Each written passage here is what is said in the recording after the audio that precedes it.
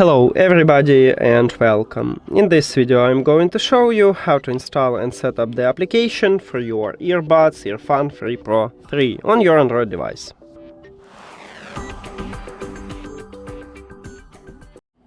You have to start by open Play Store and now go to the search at the bottom.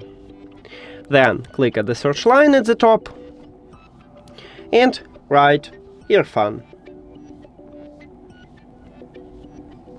Search, and you should install the application, what called EARFUN Audio.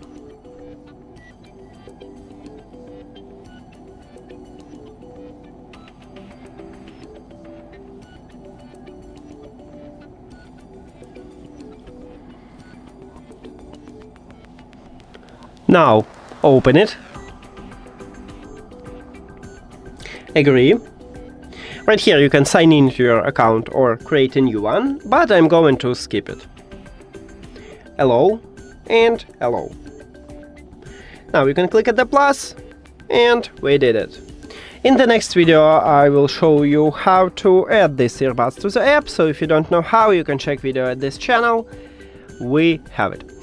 And thank you for watching this video. If you found it helpful, please consider subscribing to the channel and leave the like on the video. See you later!